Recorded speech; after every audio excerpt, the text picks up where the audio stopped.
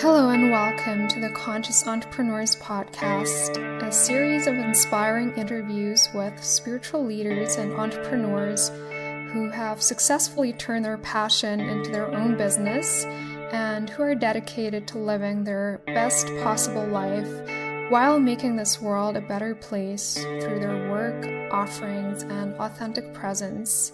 I'm your host, Anna Frolic. I am an intuitive guide and mentor for purpose-driven business owners who are ready to break free from their self-imposed limitations so they can confidently step into their true calling, make more money working less, and embrace the life their soul is craving.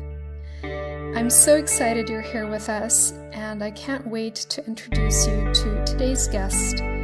For more information about this and past episodes, please visit www.annafrolic.com. Hey everyone, and welcome to another episode of the Conscious Entrepreneurs Podcast.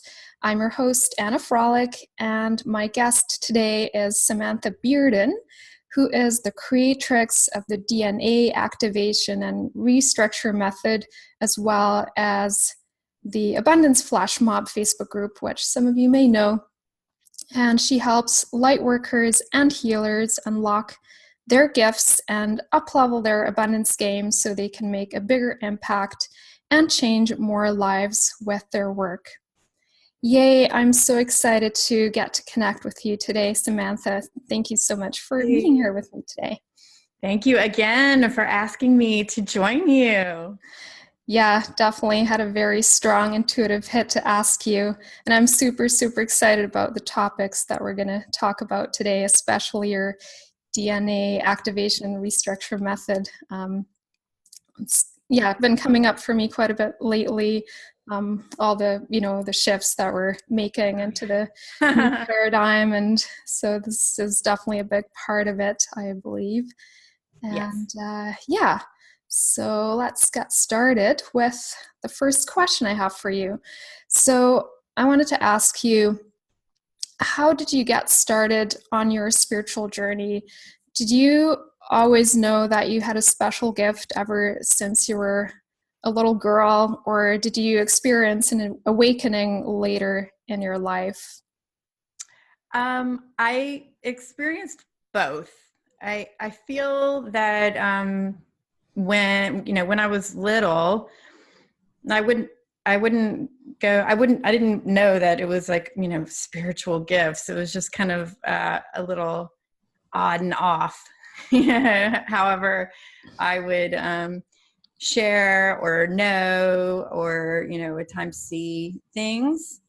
And then throughout my life, up until I was older, it was just kind of like, we just kind of like put it on the back burner. Like those aren't things that you really talk about so much. And, and then when I got older, I was, I became very interested in, I became interested in like magical things. It started to awaken in me. So then I just started pursuing anything that, piqued my intuitive interest. So I went from tarot cards, oracle cards, Wiccan ceremonies, and here in New Orleans, because that's where I'm from, we have lots of voodoo and very interesting, just like any kind of interesting spiritual ceremony or practice. If I was invited, and I would be like, yeah, I'll go. And then moved into Buddhism and studied the Tao for a little bit, and went into, that's what led me into the DNA, having my DNA activated. And this was in the 90s. And so I found more and more, I awakened more and more of myself throughout that time. And then again, it went kind of a little dormant because I had a few hangups, I would say, like around religion, because I was also I wasn't raised religious, but when I was younger, I was inspired to, be baptized on my own. Like I just felt my body rise and I was like, oh, okay, this is what I'm doing.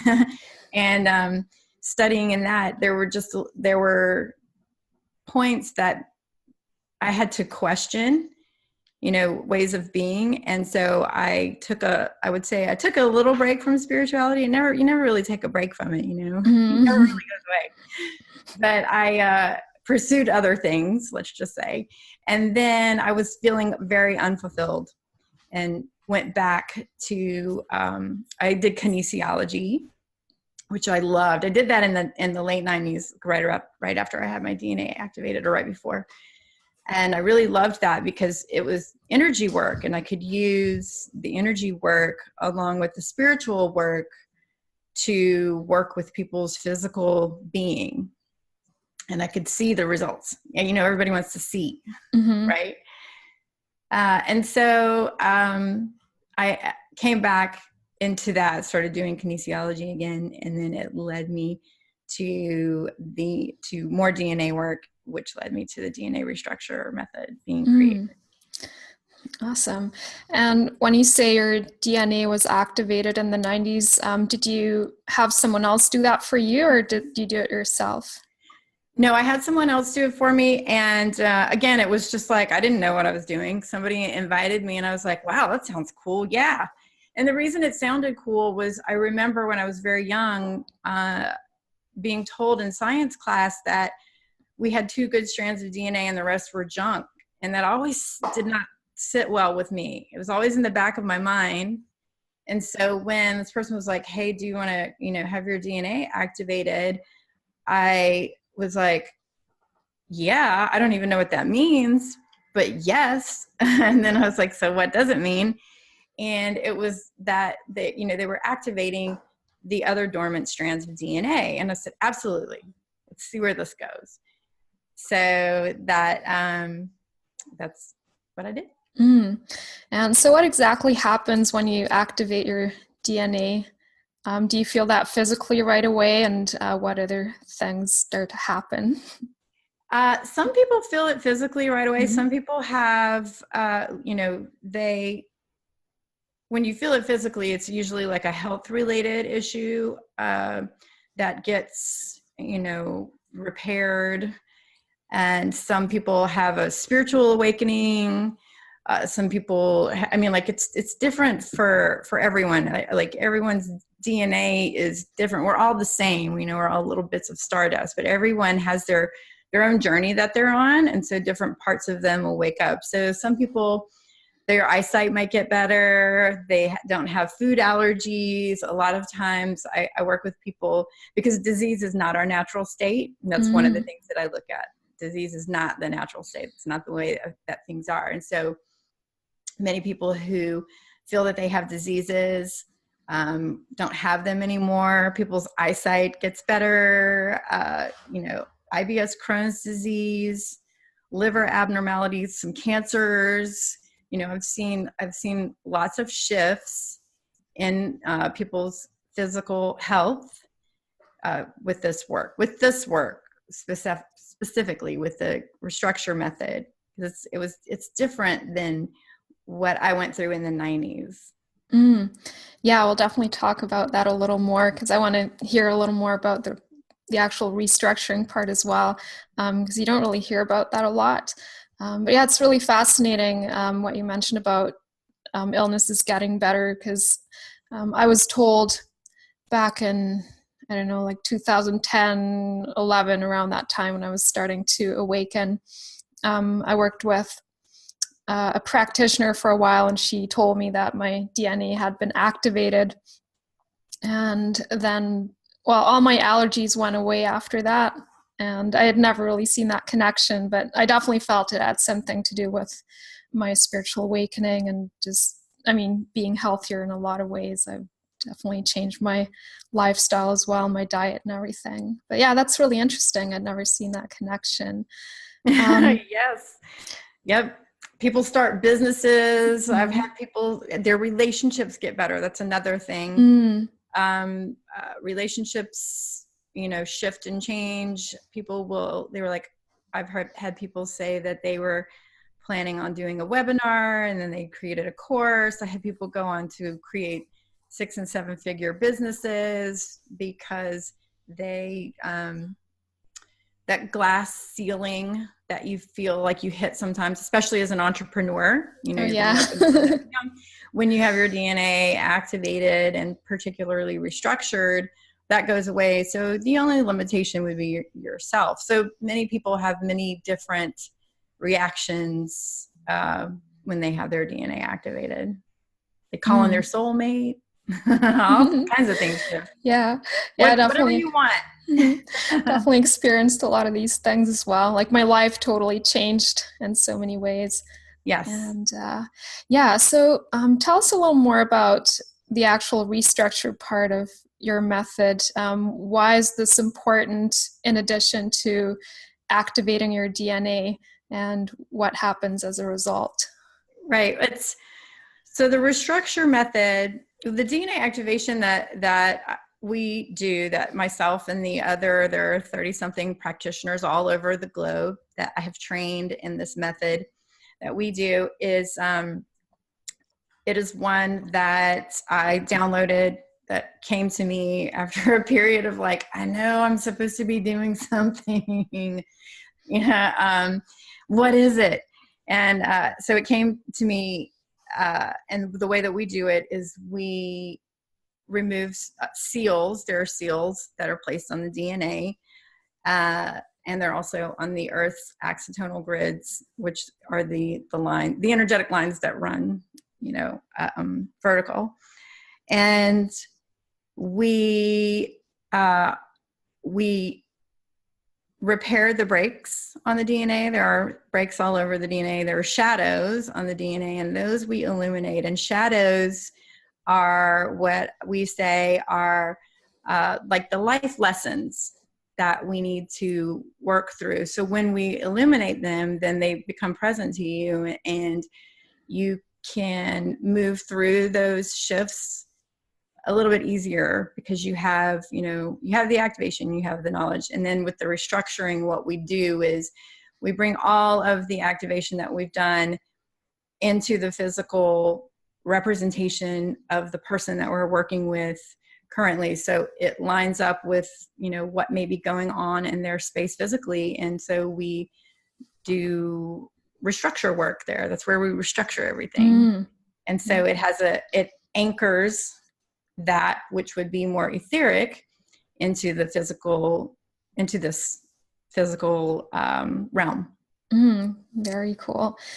And one question that I really wanted to ask you, when you make those shifts, are they permanent? I read a little bit on your website, but just from a very personal perspective, I felt at some point on my journey that I started to shift out of the 5D reality, and I know why, I had some karmic lessons left in the 3D for sure that I needed to go through, and it was a lot of learning and healing old childhood stuff. But I'd say in the last couple years or so, I've been kind of shifting back and forth between the realities. And so that brings up the question, was that shift, or especially my DNA, when it was activated, was that permanent, or is there another reason why I'm experiencing those shifts, like they're shifting back and forth? What would you say from your perspective?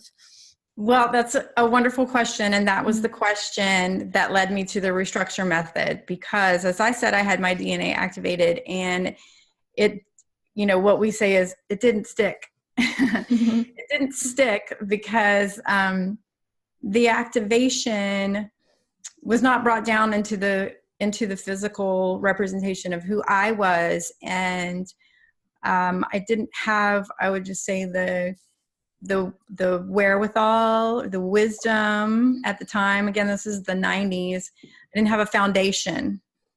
And so it didn't really last. And so that led me up to that was my question. What can we do? I know there's something that we can do to make this last. And that is how the restructure method was born. It was like, you have to bring it into the physical aspect of the human being.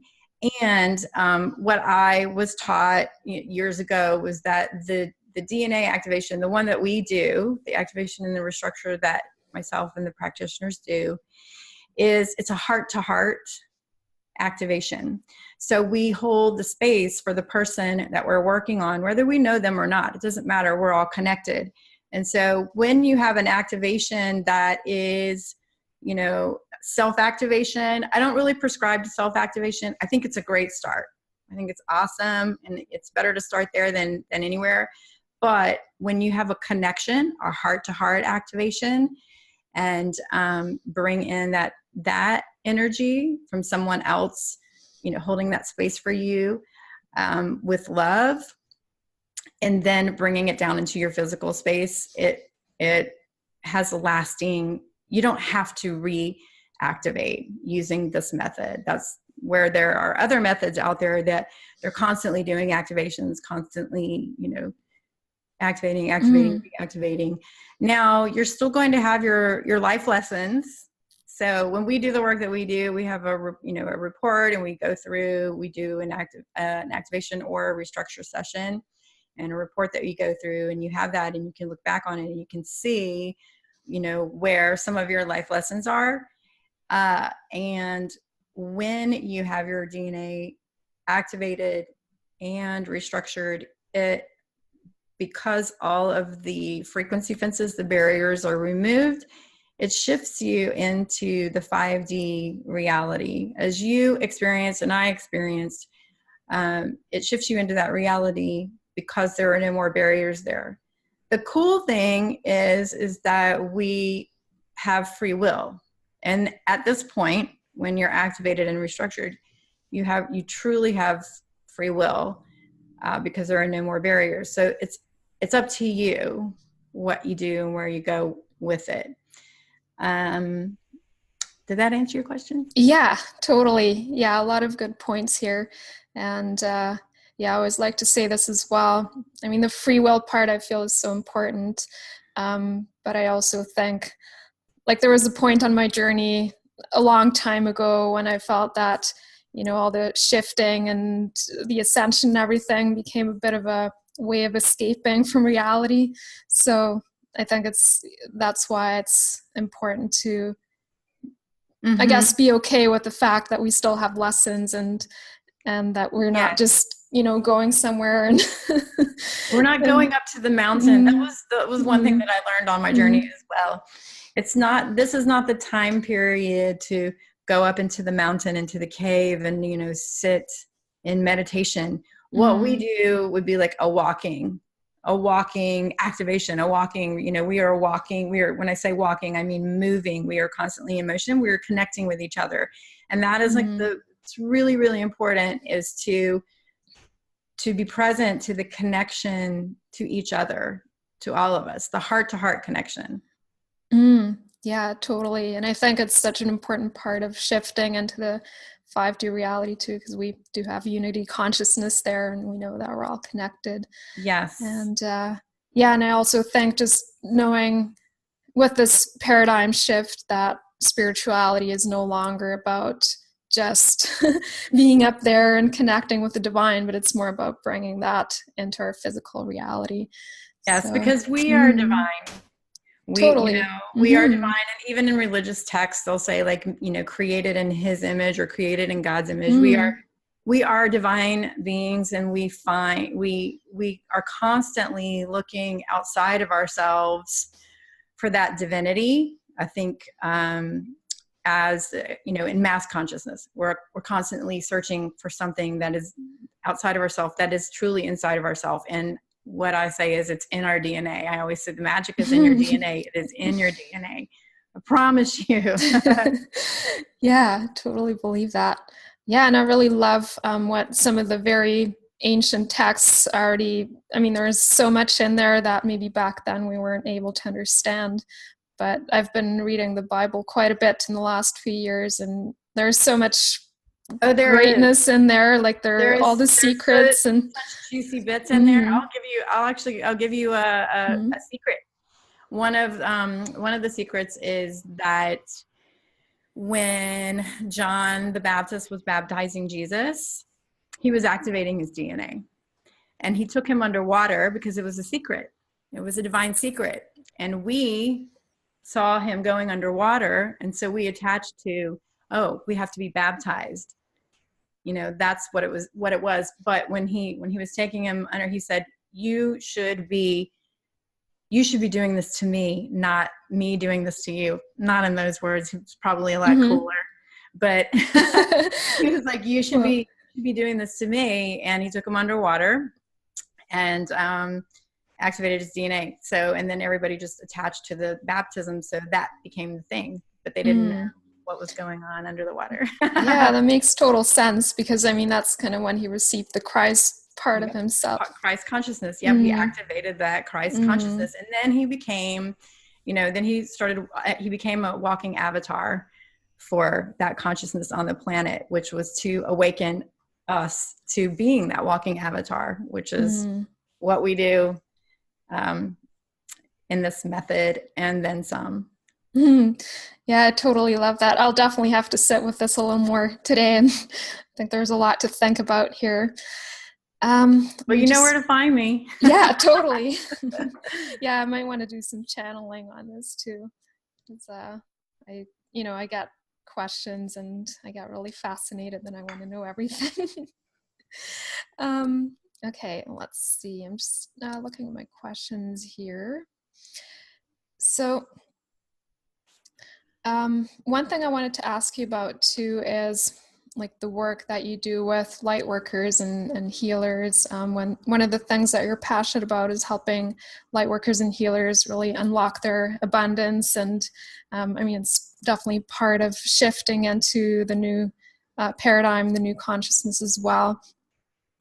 And is there a specific reason why you're so passionate about this specific part of your work? And is that tied to your story as well? Oh, I'm sure. Yes. Many of us come from lifetimes of service and poverty, being of service and having, not having enough, and that was enough, being of service to God. And in this day and age, money is like one of the most precious gifts that we have to work with on the planet, because if you have money, if you have abundance, let's just particularly talk about money in the way of abundance, because abundance comes in all forms. But in light workers and way showers and spiritual entrepreneurs, one of the hardest things for them to really, really get present to is that you can make a living off of being of service, and you should, because you came here with these gifts. You came here to help other people and not to suffer. And the way that you can help other people is if you are abundant, and you can help other people go and be abundant. So I'm passionate about that, because they're here to raise the vibration, to raise the consciousness of the planet.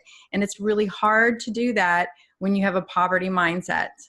You can't help raise someone's abundance if you are in a space of lack as well. And so with the work that we do, specifically in the DNA work, we, find those places where we had bought and sold poverty mindset. Maybe there were vows that, the energetic connection goes with us through lifetimes. If you were a nun in a past life and you took a vow of poverty, you knew that when you died, that vow went with you. You're either supposed to go back to God, but if you reincarnated, you brought that vow with you. Each time you bring it over and you bring it over. And now, and also like a vow of chastity, all of these vows that we made, vow of silence, vow of oppression, vow, all of these vows that we made, for our spiritual, up-leveling thousands of years ago. We don't need those vows anymore. We need to be a stand for abundance in all of its forms. And so I'm very passionate about working with spiritual entrepreneurs in that way, so that they can get present to that and they can go and serve other people better. Yeah, I think that's so important.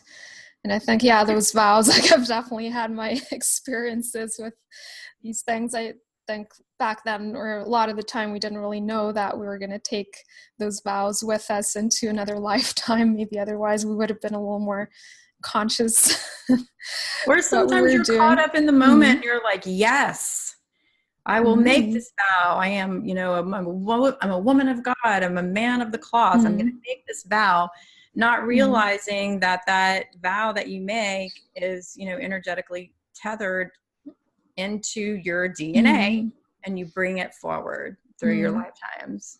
But yeah, of course, it's all part of our journey too, and part of the lessons that prepare us for where we are now and what we're doing now. So, Absolutely. Are there any common patterns that you see in a lot of your clients, especially in regards to how they're creating abundance, or like any common blocks, like beyond the vows, more in the physical? How do they manifest?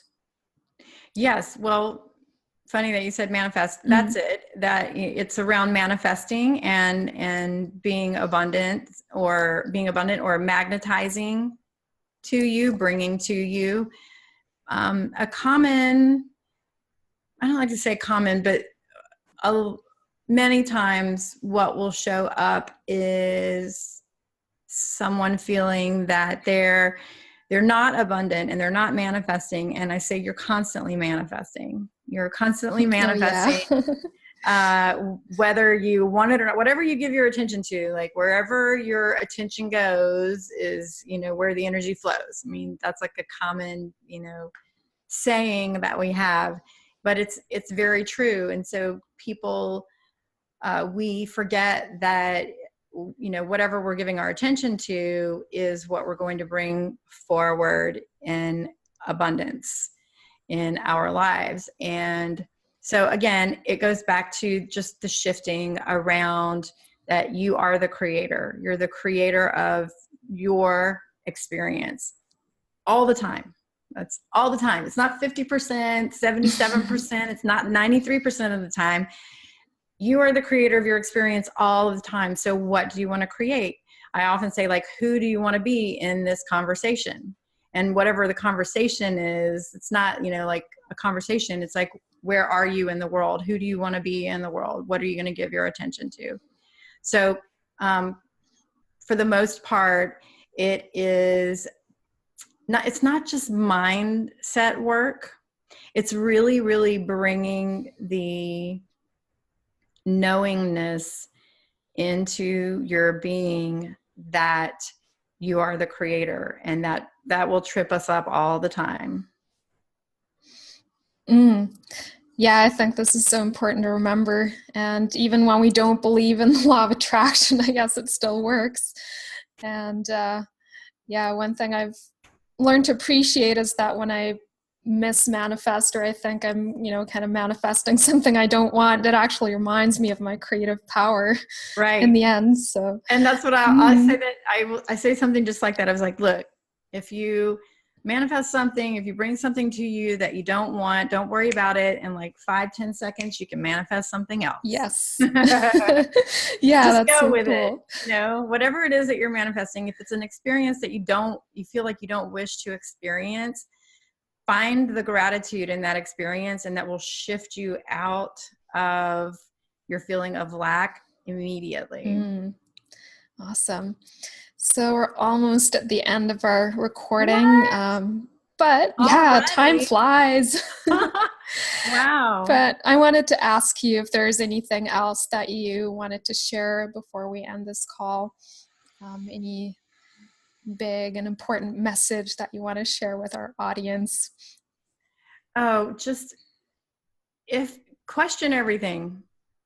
You don't have to buy into what everyone is telling you. What does it make you feel like on the inside? If it makes you feel good and light, then it's true for you. And if it doesn't, then if you want to look into it a little bit more, look into it a little bit more. But I tell my practitioners this all the time when we first go into the class. I'm like, get ready to unlearn. And it's the hardest thing for us to do is unlearn, because, and also even as spiritual teachers and, going on the path that we go on, we even create our own ways and we get stuck in those ways as well. So be open to things showing up for you differently. Be open to, just like when I was 12 and they said, you have 2 good strands of DNA and the rest are junk. And I was like, nope, that doesn't sit right with me. If it doesn't sit right with you, then explore it. You don't have to buy into it. We are creating our reality right now, right as we speak. We are creating history. We're, as we live it. So that's what I would say. Yeah, I love that. Yeah, I think we always have this deep inner knowing, and especially if it's something that's really connected to our soul wisdom and our purpose, we just know. And I think it's so important to trust that inner knowing. All right. One last question I have for you. Where can we find you? Oh, you can find me on my website is samanthaheals.com. And it's just like Samantha Heals, HEALS.com. And then I'm on Facebook. Also, my business page is Samantha Heals on Facebook. And I have my group, the Abundance Flash Mob, that is full of spiritpreneurs that are amazing in all different walks of life, all different areas and spaces that can help you if you're ready to, up level yourself in any kind of way. That group is called the Abundance Flash Mob. You can find me there. If you're on Insta, I'm on Instagram. Samantha Heals is my business page. And my personal page is Social Mompreneur. I have a lot of fun on that page, though. Yeah, I think I'm following you there. I'm not even sure I'm following your business account. I'll have to check that. I know, because I just have so much fun on my personal page. I'm like, I'm just going to put it all there. But I do have a business page. I have a business Instagram account as well, but it's also Samantha Heals. Samantha Heals all over the place. Yeah, and I'll definitely include some of those links in the post that goes with this podcast as well, so you can go and click. And it'll be easy to find. Yes. And I really love your Facebook group, by the way. It's one of my favorites. You. And I love you in my Facebook group. Thank you so much. And thank you for asking me to join you. And yes, you always offer such amazing, information and just yumminess to the group. So thank you. Oh, well, thank you. And yeah, thank you so much for being here with me today, Samantha. It was such a pleasure and an honor to have you. And I also wanted to say thank you, everybody, for watching or listening, depending on where you are joining us. And I look forward to being back with my next episode very soon. Yay!